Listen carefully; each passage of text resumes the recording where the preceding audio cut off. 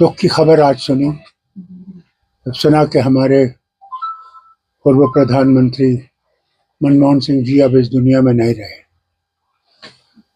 وہ بہت قابل اکانومسٹ بھی تھے اور انہوں نے بھارت کی یہ سب سے بڑا کام جو انہوں نے کیا میں سمجھتا ہوں یہ ہے کہ بھارت کو اکٹھے رکھنے کی کوشش کی اور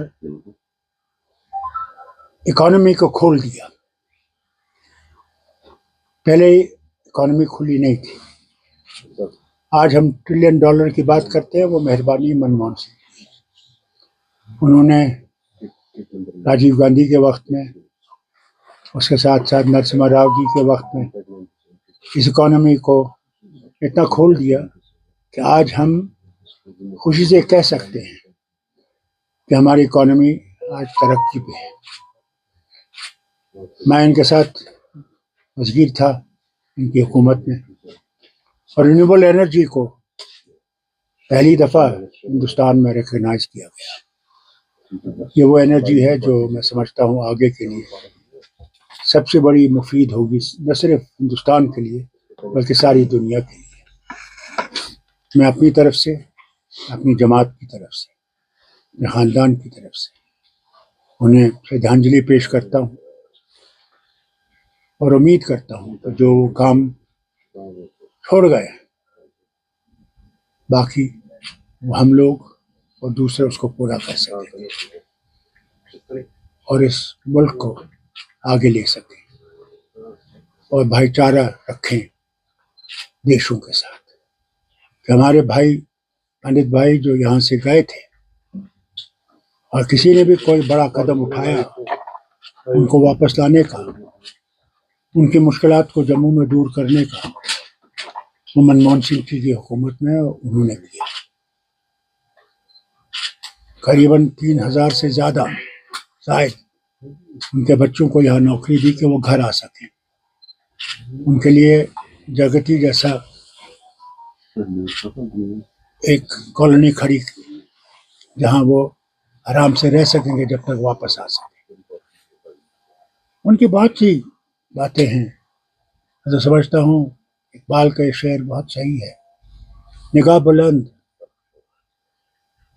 نظر پرسوز ہے رخت سفر میرے کارواں کے لیے. ایسے لوگ بہت کم پیدا ہوتے ہیں اور وہی جو کام کرتے ہیں انہی کے بارے میں کرٹیسزم ہوتا ہے. اور اللہ سے مانگتا ہوں کہ ان کے گھر والوں کو، ان کی بیگم کو، ان کے بچوں کو شانتی دے کہ وہ دکھ برداشت کر سکیں